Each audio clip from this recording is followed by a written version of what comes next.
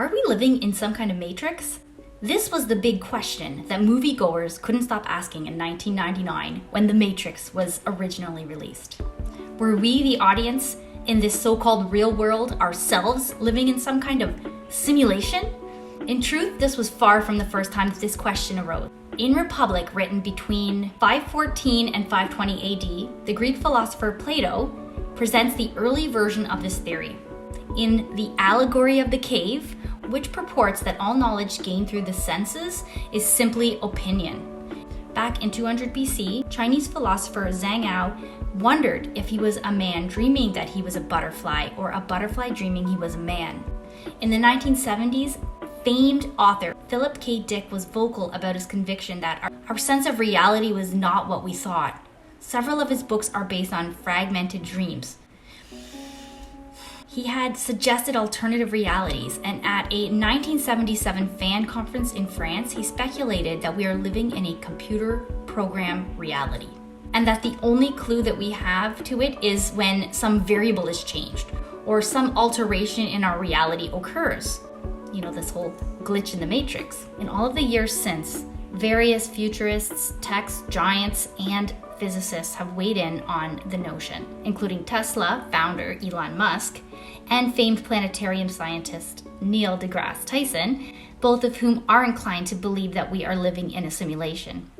In a 2016 discussion at the American Museum of Natural History in New York, Tyson said he thought the odds of it were roughly 50-50, saying the likelihood may be very high, and then noting the gap between the human and chimpanzee intelligence, despite the fact that we share more than 98% of our DNA. He suggested that there very well could be a being out there who has intelligence far superior to ours. We would be drooling, blithering idiots in their presence. If that's the case, it's easy for me to imagine that everything in our lives is just a creation of some other entity or for their entertainment. 2 years later, Musk appeared on Joe Rogan Experiment and podcast and explained that simulation theory is such 40 years ago we had ping pong, 2 rectangles and a ball. Now we have photorealistic 3D simulation. Millions of people playing simultaneously, and it's getting better every year. If you assume any rate of improvement at all, then the game will be indistinguishable from reality. Previously, he had played the odds of us not living in a simulation as 1 in a billion. These ideas have continued to mainstream, gathering countless articles and online forums. In August 2019, the New York Times ran an article called "Are We Living in a Computer Simulation? Let's Not Find Out." Preston Green, PhD in philosophy, professor at Nanyang Technological University in Singapore, he argued. What he said is that we may be in a simulation, but we shouldn't try to prove it, as that might cause those running it to end us. That's pretty extreme. A glitch in the matrix? In 2003, Nick Bostrom, PhD, an Oxford University professor, wrote a paper called "Are You Living in a Computer Simulation?" In it, he makes a distinction between the simulation hypothesis and the argument, with the basic idea being that at least one of 3 propositions is true. One is that most civilizations at our level of technological development go extinct before they even reach technological maturity. Number 2 is that there is a very strong convergence in virtually all technologically mature civilizations, in that they all lose interest in creating simulations of this kind and number. Number 3 is that the simulation hypothesis that we are in a computer simulation is real. That's the third option.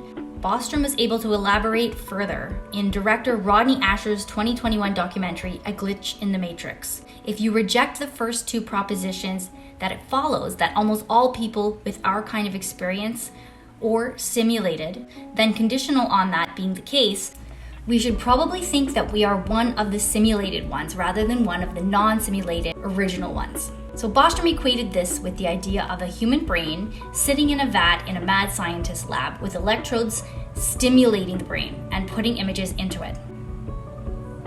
He asked the question, can you prove that you're not that brain? These were just logical possibilities, but question becomes, how can you prove them?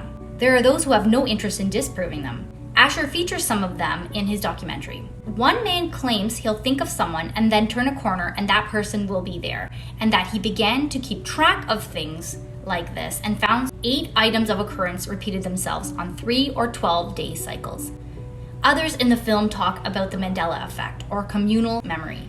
The idea gets its name from the fact that thousands of people claim to have seen news footage that Nelson Mandela died in prison decades before his actual death as a celebrated South African leader.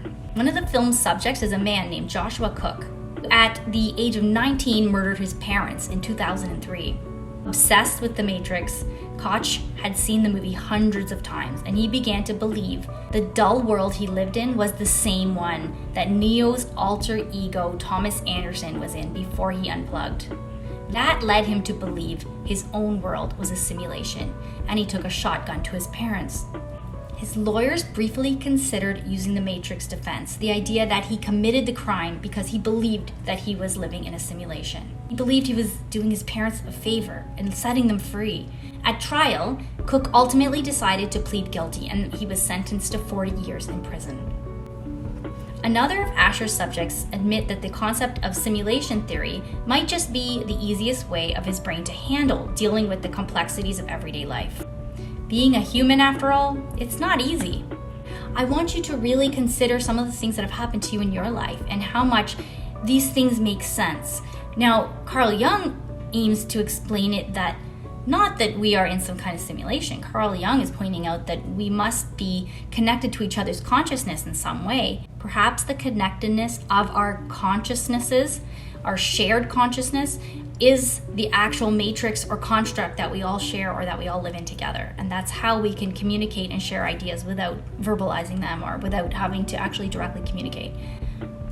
I'd like to know, what do you guys have to say about this topic? How do you feel about it? How did you feel when Elon Musk was saying to Joe Rogan, yes, I do believe that we are living in a simulation of some sort? Have you guys ever tried virtual reality or VR headsets and various games and activities associated with that?